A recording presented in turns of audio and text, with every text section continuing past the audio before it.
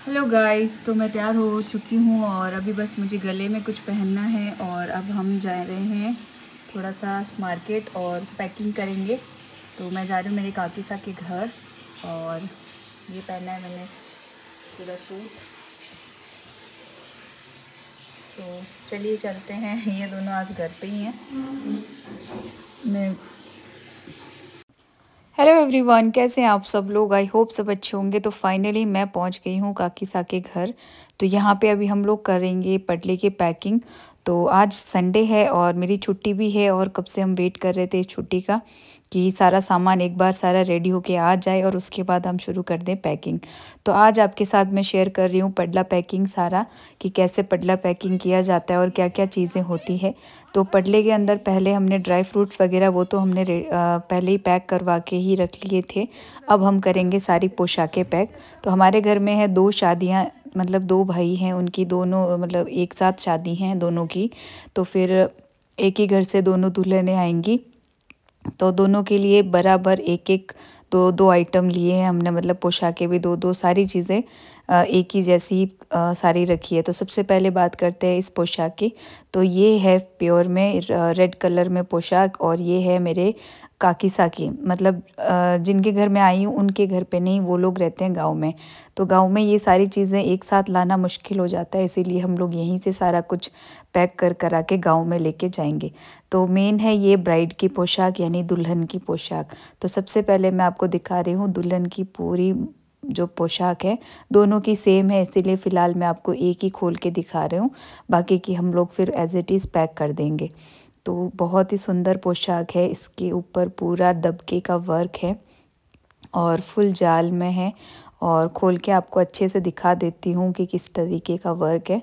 तो ये है पूरा का पूरा, इस साटन पे पूरा वर्क किया हुआ है और बिल्कुल भी मतलब कहीं से भी कुछ भी ऐसे अटकने वाला वर्क नहीं है। बहुत ही सुंदर है और इसकी गले की डिज़ाइन आप देख सकते हैं, बहुत प्यारी है। तो बॉर्डर भी इसका काफ़ी हैवी है और ऊपर भी काफ़ी कलियाँ भी हैवी है और बहुत ही सुंदर कलर में ये हमने बनवाई है पोशाक ऑर्डर पे। तो दोनों सिस्टर ही हैं, तो दोनों की सेम डिज़ाइन है पोशाक की। तो सबसे पहले मेन पोशाक मैंने आपको दिखा दी है, ये है हमारे बरी की पोशाक, जो कि अब हम करेंगे इसको पैक। और एक बार हमें खोल के देखनी चाहिए कि ताकि कोई प्रॉब्लम ना हो। तो अभी हमने अच्छे से खोल के पूरी बढ़िया से देख ली है और अब इसको हम कर देंगे बढ़िया से पैक। तो उसके बाद आप इसके साथ, ये है इसकी ओढ़नी, इसके बॉर्डर बहुत अच्छा इस तरीके का वर्क किया हुआ है और बहुत प्यारी है। तो आपको मैं ये सारी पोशाकें एक एक करके दिखा दूंगी। वैसे तो पॉसिबल नहीं होगा पूरा दिखाना, लेकिन हाँ कुछ मेन मेन पोशाकें जो है वो मैं आपको दिखा देती हूँ। टोटल हमने 11 पोशाकें बनवाई है और पूरे उसके बाद हमने पडले में अलग से सामान है और गोल्ड की जो थाल होंगे वो अलग से हो जाएंगे। तो ये है पोशाक के लिए मैंने थोड़ी सी वापस इसको पैकिंग करने के लिए खोल के देख ली है अच्छे से। और अब देखिए एक एक करके हम लोग करेंगे पैक। तो यहाँ हम लोग आए थे 11-12 बजे के करीब और ये सब पैक करते करते लगभग हमें शाम हो गई थी।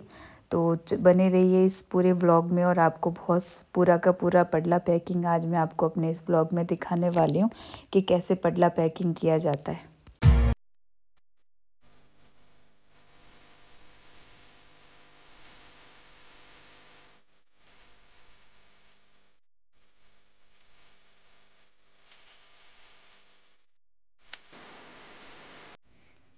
तो ये है मेन ब्राइड की पोशाक। तो इसके ऊपर हम लोग सबसे पहले यहाँ पे इसको खाली नहीं रखते हैं, तो इसमें हमने कुछ नेक के लिए पैसे डाल दिए हैं और एक नाड़ा रखना पड़ता है। नाड़ा कभी डाल के पोशाक में नहीं रखते हैं, ऐसे ही सिंपली इस तरीके से इसके ऊपर रख देते हैं। और अभी ज़्यादा हम इसको भरेंगे नहीं क्योंकि ओवर हो जाता है। तो बस हमने इस पर एक बिंदी का पैकेट, एक मेहंदी का पैकेट और बस इसको इस तरीके से कर दिया। और ये हमने ली थी मेन ब्राइड की पोशाक रखने के लिए कुछ इस तरीके से बॉक्स, जिसके अंदर हम पोशाक रखेंगे। इसके अंदर आपको 2 से 3 तरीके की बॉक्स मिलेंगे। अगर आपकी पोशाक हैवी है तो आपको इस तरीके की बड़ी डब्बी लेनी पड़ेगी इसके अंदर रखने के लिए। तो हमने बहुत बड़ी सी ली है और ये है मोजड़ी, जो कि ब्राइड के जो पोशाक है उसी से मैचिंग का ही वर्क इसके ऊपर किया हुआ है। और हथलेवा के ऊपर जो कपड़ा बांधते हैं रेड कलर का, वो भी हमने मैचिंग का रख लिया है उसी के अंदर पैक करके। और उसके बाद हम बैक टू बैक सारी पोशाकें एक के साथ बाद एक पैक करते जाएंगे।